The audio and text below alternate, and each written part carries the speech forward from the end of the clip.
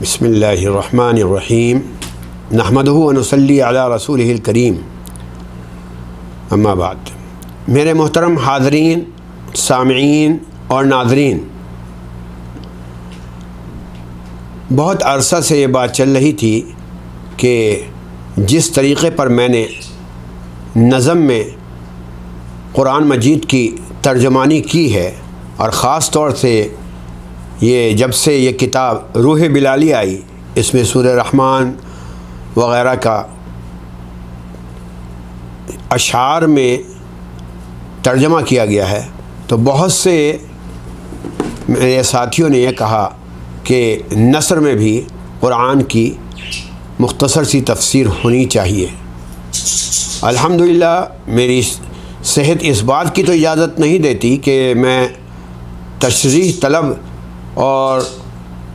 بہت ہی تفصیلی انداز سے تفسیر لکھوں، لیکن بہت سے تفاسیر کی میں نے تلخیص کی ہے، اور اس کو اب طباعت کے مراحل سے گزارنا ہے۔ جب میں طباعت کے مراحل سے گزار رہا تھا اس کتاب کو، جس کا نام میں نے رکھا ہے تلخیص قرآنی، یعنی قرآنی فہم کی سمری، تو چند اصحاب نے مشورہ دیا کہ اب اس انداز کی کتابوں کو ہمیں صوتیاتی اور مناظراتی انداز میں اور اس پہلو سے بھی دیکھنا چاہیے، یعنی صوتیاتی آڈیو، مناظراتی ویڈیو کے انداز میں بھی دیکھنا چاہیے، کیونکہ بہت سے ہمارے حاضرین اور سامعین ایسے ہیں کہ جو پڑھنے میں تعامل کریں گے، یا خاص طور سے جو غیر اردو داں طبقہ ہے، ان کے لیے ان کتابوں کو پڑھنے میں مشکل درپیش آئے گی۔ تو ہم نے پھر ایک پروگرام بنایا کہ ہم صوتیاتی اور مناظراتی انداز سے جو کچھ یہ تلخیص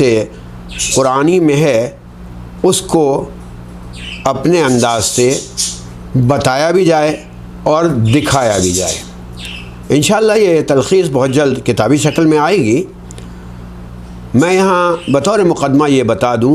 کہ اس تلخیص سے فہم قرآنی میں کچھ چیزوں کا لحاظ کیا گیا ہے جو ذرا جدید ہیں یا ماڈرن ہیں۔ مثلا پنکچویشن کا لحاظ کیا گیا ہے، تجویدی اشاروں کا لحاظ کیا گیا ہے۔ اس کے علاوہ کچھ چیزیں ایسی ہیں جن کو ہم خصوصیات کے طور پر ہم نے رکھا ہے، اور اس میں سے میں آپ کو 5 خصوصیات بتاتا ہوں۔ ایک تو یہ کہ ہر صورت کا ہم نے تھیم، یعنی مرکزی موضوع جو ہے اس پر زور دیا اور بتایا ہے، اور اسی طریقے سے ہر صورت کا جو پس منظر ہے، یعنی بیک گراؤنڈ ہے، اس کے متعلق بتایا، جس کو قدیم انداز میں ہم شان نزول بھی کہہ سکتے ہیں۔ اور پھر ہر صورت کا خلاصہ اور سمری بتائی گئی ہے۔ چوتھی بات یہ کی ہے جو اس کتابوں میں ہے کہ اس کا ایک انڈیکس بنا کے دیا گیا ہے۔ اس کا جو انڈیکس ہے، یعنی جو فہرست ہے، اس میں ہر آیت پر لکھا گیا ہے کہ اس آیت میں یہ موضوع ہے، یہ موضوع ہے۔ تو کوئی شخص بھی جو موضوع کھولنا چاہے یا سمجھنا چاہے، یا جو مسئلہ سمجھنا چاہے، تو آیت نمبر دیکھے اور اس سے وہ مسئلہ نکال سکتا ہے۔ اور پھر آخری بات یہ ہے کہ جو خاص مقامات ہیں، ان کو ہم نے مزید تشریح اور تفصیل کے ساتھ ماڈرن انداز سے بتایا ہے، جس میں جو اس کتاب میں بھی ہے، اور ہم نے ایک الگ الگ کلپس بھی بنائی ہے واقعات قرآنی کے نام پر۔ تو جہاں واقعات قرآنی کی بات آئے گی، اس کو پھر ہم الگ سے واقعات قرآنی کے متعلق بتایا کریں گے، اور وہ کلپس جو ہے آپ تک پہنچا کرے گا۔ مثال کے طور پہ سورہ بقرہ میں یہ بتایا گیا ہے کہ کس طریقے سے یہ اس کا نام جو ہے، یہ گائے جو ہے وہ رکھا گیا ہے، اور بقرہ کا کیا واقعہ ہے۔ تو اس کے متعلق جو چیزیں ہیں، جو تفصیل ہے، وہ ہم نے جو اس کتاب میں لکھی ہے، اس کو ہم نے واقعات کے انداز میں بھی یہ تمام چیزیں یہاں بتا دی گئی ہیں۔ اب میں آپ کو آغاز کے طور پر یہ سورہ فاتحہ کا آغاز کرتا ہوں اور اس کی سمری بتاتا ہوں۔ سمری کیا ہے؟ یعنی اس کی جو تھیم ہے سورہ فاتحہ کی، وہ یہ ہے دعا مانگ رہا ہے، طلب کر رہا ہے ہدایت کو۔ ہدایت کیا چیز ہے پہلے یہ ضرور آپ سمجھ لیجئے۔ ہدایت کہتے ہیں کہ زندگی گزارنے کا جو طریقہ ہے، یعنی کس طریقے سے زندگی گزاری جائے، یہ اپنے خدا سے، اپنے اللہ سے طلب کر رہا ہے وہ۔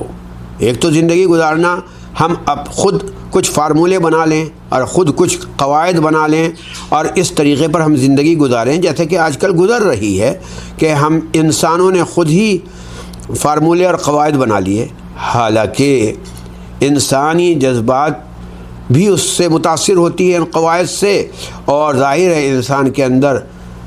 نقص بھی آ سکتا ہے انسانی فہم میں، لیکن اللہ تبارک و تعالیٰ کی جانب سے جو انسٹرکشن اتری ہیں وہ یقیناً اس میں کوئی نقص نہیں ہوگا۔ تو اللہ سے طلب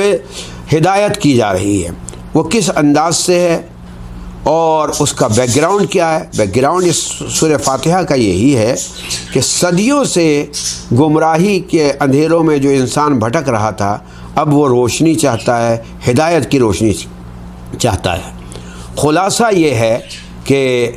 وہ اپنے معبود سے مانگنے کا بھی سلیقہ سیکھ رہا ہے اس سورہ فاتحہ میں۔ یہ سورہ فاتحہ، اس کے 7 مزید نام ہیں، اور اس کا مقام نزول جو ہے وہ مکہ ہے، مکے میں یہ نازل ہوئی، اور ترتیب نزول جو ہے وہ 4 نمبر پر یہ پوری صورت، مکمل صورت نازل ہوئی۔ آپ حضرات کو معلوم ہے کہ سب سے پہلے سورہ علق کی 5 آیات آئیں، پھر مدثر، تو اس طریقے سے ترتیب میں یہ 4تھی صورت ہے جو نازل ہوئی، اور شان نزول یہ ہے کہ یہ پہلی مکمل صورت ہے۔ اور اس کا انڈیکس کیا ہے، یعنی فہرست، وہ اس طریقے پر ہے کہ الحمدللہ رب العالمین الرحمن الرحیم مالک یوم الدین ایاک نعبد و ایاک نستعین۔ تو مالک یوم الدین تک ہم نے جو دعا ہے اس کے ایٹیکیٹس جو ہیں وہ ہمیں بتائے گئے کہ دیکھو ڈائریکٹ دعا نہ مانگی جائے، بلکہ پہلے کچھ تعریف کی جائے اور جو صفات ہیں اللہ تبارک و تعالیٰ کے، اس کے ذریعے سے ہم اللہ تبارک و تعالیٰ سے دعا طلب کریں۔ پھر آیت نمبر 5 میں جو دعا کا حق ہے وہ بتایا گیا کہ ہمارا کام یہ ہے کہ ہم آپ ہی سے مدد چاہتے ہیں اور آپ ہی کی عبادت کرتے ہیں۔ اور پھر آیت نمبر 6 میں جو اصل دعا ہے وہ مانگی گئی، کیا کہ اہدنا الصراط المستقیم، کہ اللہ ہمیں سیدھا راستہ دکھا، یعنی جو سیدھا سچا صحیح راستہ ہے۔ انسان جو اپنے زندگی گزارنے کے اپنے راستے بناتا ہے، اس میں بہت سی کجی ہوتی ہے اور اس میں بہت سی یعنی لغزشیں بھی ہو سکتی ہیں، لیکن اللہ تبارک و تعالیٰ جو راستہ بتائے گا وہ تو بالکل صحیح ہوگا۔ اور اس کی وضاحت کر دی آیت نمبر 7 میں کہ وہ راستہ کہ جس کے اندر نگیٹو پاورز یعنی ابلیس کی چیزیں نہ ہوں، گمراہی اور مغضوبین کا راستہ نہ ہو، بلکہ ان حضرات کا راستہ ہو کہ جن پر آپ نے انعام فرمایا، جیسے کہ نبیین ہیں، صدیقین ہیں، شہداء ہیں، صالحین ہیں۔ تو وہ راستہ ہمیں دکھا اور بتا، یہ ایک طریقے کی دعا ہے۔ اور اللہ تبارک و تعالیٰ نے اس دعا کے جواب میں پورا قرآن اتارا رسول مقبول صلی اللہ علیہ وسلم پر کہ لو یہ تمہاری ہدایت کے لیے، تمہارے لیے یہ ہدایت کی کتاب ہے۔